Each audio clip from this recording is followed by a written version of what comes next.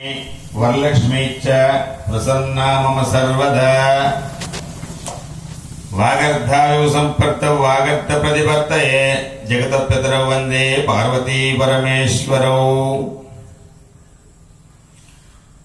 ओम साईनाथाय विद्महे भक्तवत्सलाय धीमहि तन्नो साई प्रचोदयात्।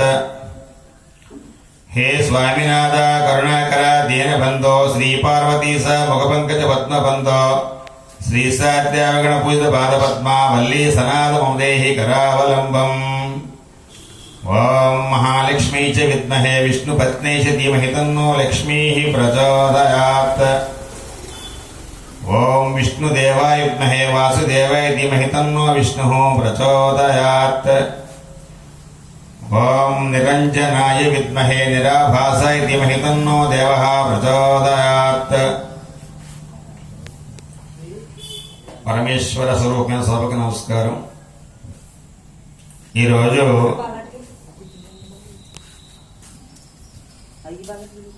వ్యాస పౌర్ణమి గురు పౌర్ణమి సందర్భంగా మరి నీకు తెలిస్తే నాలుగు మాటలు చెప్పు అంటే ఈ యొక్క బాబావారి అనుగ్రహంతో ఈ గుడికి రావడం జరిగింది। నిజంగా ఈరోజు చాలా గొప్ప రోజు గురు పౌర్ణిమ। ఈ యొక్క పరమ పవిత్రమైన రోజున భగవంతుడి గురించి నాలుగు మాటలు చెప్పడం ఆ స్వామి యొక్క కరుణ కటాక్షణాల వీక్షణాలతో సదవకాశంగా భావం చేస్తూ గురువు అంటే ఏంటి, అలాగే వ్యాస భగవానుడి గురించి, అలాగే మనకి భాగవంతాత్మకంగా కొన్ని విషయాలు చెప్పే ప్రయత్నం చేస్తాం। ముందుగా వ్యాస భగవానుడు మనకి పూజనీయుడు। ఆయన అష్టాదశ పురాణాలు రచించారు, 18 పురాణాలు। అందులో భాగవతాన్ని పోతనామాచార్య వారు తెలుగులో మనకి రచించి అందించారు। నిజానికి ఈ వ్యాస పౌర్ణమి రోజున కాదు, ఎప్పుడూ కూడా మనం వ్యాస భగవాన్ని స్మరిస్తూ ఉండాలి। ఆయన మన జాతికి మహోపకారం చేసినటువంటి గురువు, అందులో ప్రతిరోజు కూడా ఆయన మనం స్మరిస్తూ ఉండాలి। అలాగే అసలు గురువు అంటే ఏంటి, గురువు అనే దానికి అర్థం ఏంటి, గురువు అనే పదానికి అనే దానికోసం కొంచెం వివరణ చేసే ప్రయత్నం చేస్తాను। గు అంటే చీకటి, రు అంటే వెలుగు, చీకటిలోంచి వెలుగులోకి నడిపించేటువంటి వాడే గురువు। అది గురువు అనే పదానికి అర్థం। గురువు ఎప్పుడు కూడా పూజనీయుడు। గురుర్బ్రహ్మ గురుర్విష్ణు గురుర్దేవో మహేశ్వరః గురు సాక్షాత్ పరబ్రహ్మ తస్మై శ్రీ గురవే నమః। గురువే బ్రహ్మ, గురువే విష్ణువు, గురువే మహేశ్వరుడు। అందువల్ల గురువు పూజనీయుడు।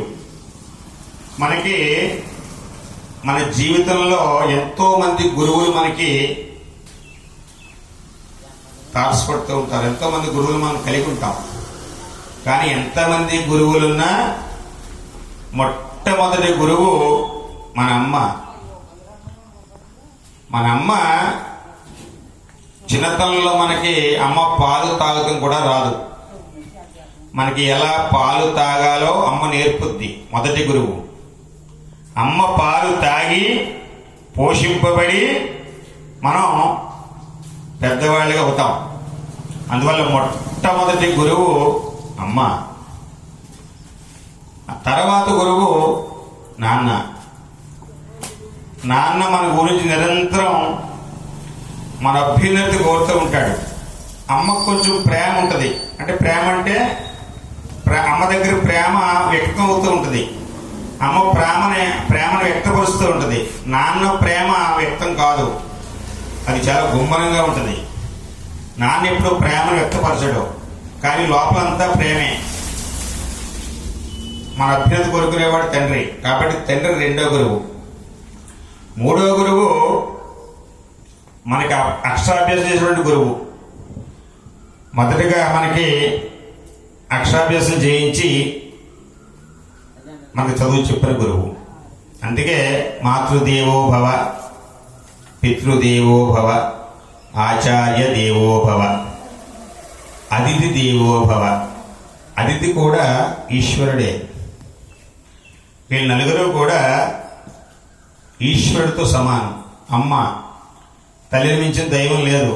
తండ్రిని మించిన దైవం లేదు.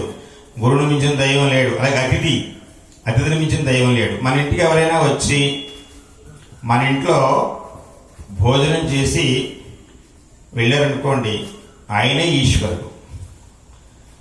హోరకరాలు మహాత్ములు అంటారు. కొంతమంది మన ఇంటికి వచ్చి భోజనం చేసి వెళితే వాళ్ళ పాదములకు అంటుకున్నటువంటి పాద రజస్సు మన ఇంట్లో పడితే మన